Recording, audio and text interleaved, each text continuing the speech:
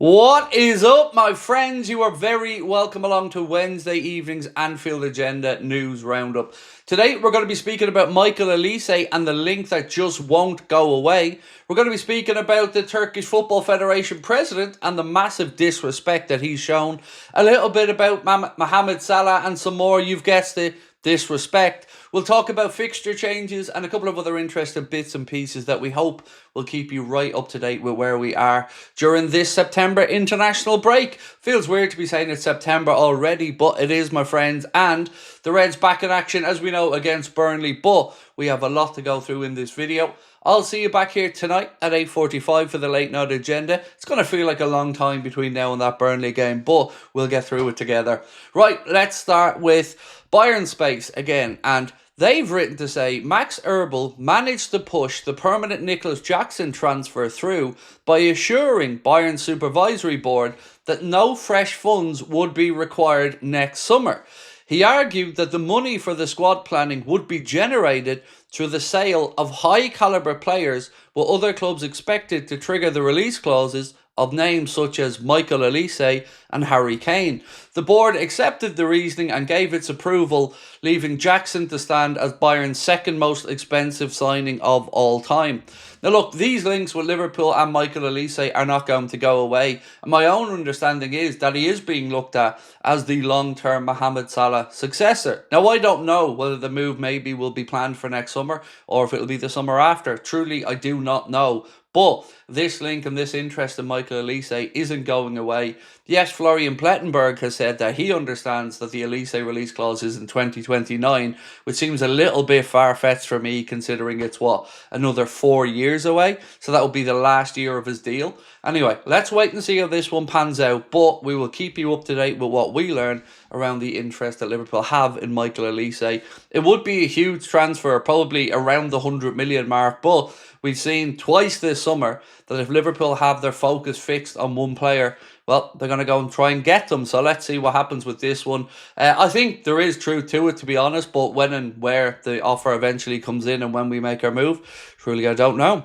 Let's talk about some fixture changes now. Lewis Steele has said Brentford versus Liverpool on Saturday, October the 25th has moved kickoff times, and I'm delighted about this one, from a 12:30 Saturday kickoff to an 8 p.m. Saturday kickoff because of Liverpool being away in the Champions League against Frankfurt on the Wednesday night. So that's great news for me. 8 p.m. kickoff on the Saturday, we'll take that. And Liverpool have also said a date has been confirmed for our Carabao Cup third round tie against Southampton that will take place at 8 p.m. on Tuesday, the 23rd of September. That's a game I'm very much interested in because we could see Giovanni Leoni make his Liverpool debut, or at least start that one.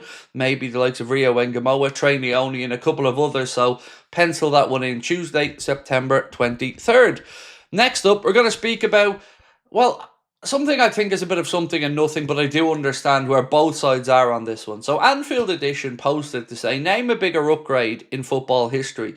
And used Luis Diaz and Darwin Núñez and then said Wirtz and Isak. Now look, they're not wrong, probably in what they've said.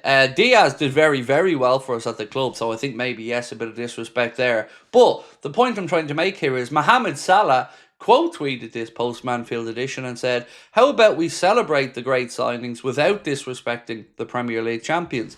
And I do, of course, understand Mohamed Salah's point there as well.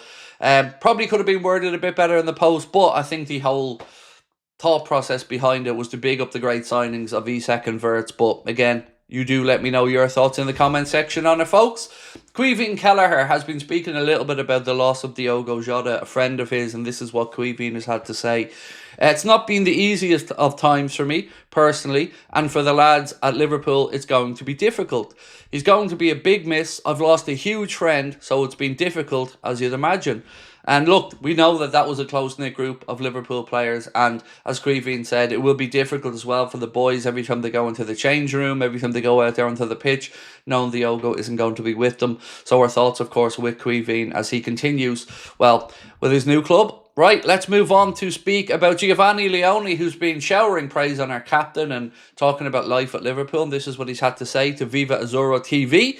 He went on to say, it's incredible emotion. It's a pride to be part of this team and train with players of this calibre, speaking about his idol, Virgil van Dijk. He said, no, I didn't expect it, I have to be honest, but I'm truly happy. It means a lot to hear these words from the coach, who was a very important career. I will have to show on the field what I can do to help the team. I still had to get used to Liverpool, but I'd spoken with the coach during the summer. We had a conversation and I was called up. I was very happy and proud to be here. And asked who his idol was, he said Virgil van Dijk. It's always been Virgil van Dijk. Right, Liverpool have added a new body to the recruitment, or to the coaching staff and to the development staff. Liverpool have confirmed the appointment of Luis Fernando Lubel to a new role of focus on youth development and transition and the club's elite young players. The 36-year-old has joined the Reds as PDP Individual Development Lead Coach and begins work on Merseyside this week. He has previously coached the Vasco da Gama, Sierra Bahia, Ponte Preta, Cordiba, Juventude, Atletico Mineiro and Cuiaba in his native Brazil. So again, welcome to the club, Mr. Luiba. Right, let's keep moving on with this one. What have we got next for you guys? So we are going to move on now to Mr. Lubel, I should say, excuse me, to this one. So this is from the Telegraph, and it said, had Liverpool offered Crystal Palace £55 million, Marc Guéhi would have been a Liverpool player, basically. Now the Reds are set to face competition from Real Madrid to sign him on a free next summer. So on this one, look, this is the most ridiculous story I've seen around this. So why should we have gone and paid 55 million? Liverpool valued him at about 35 million. So this nonsense about Liverpool should have paid or could have paid 55 million to get him. Ultimately, Steve Parish made a mess of this. And this narrative that, again, they're trying to make Liverpool out to be cheapskates or whatever, it's just nonsense. Parish couldn't be bothered. That's why this transfer didn't go through. He was bullied by his manager, and then he was at a fitness class while the medical and all was happening. Just, you know, let's lay the blame on this where it is, in Crystal Palace's shoes, and not with Liverpool, who had a valuation on a player.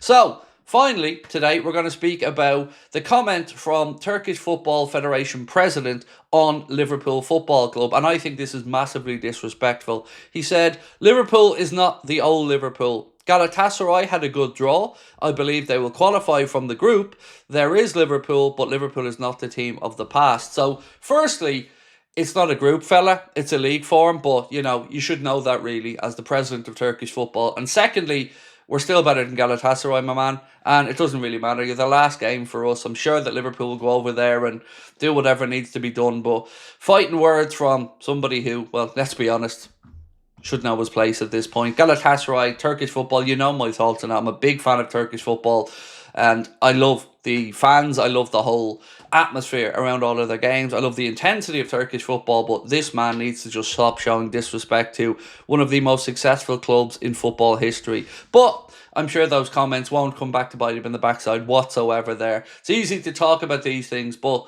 let's see what happens out there on the pitch, and let's see which club goes a little bit further in this. The Liverpool that aren't the Liverpool of old, or the Galatasaray that, well, aren't the Galatasaray of old. So let's wait and see.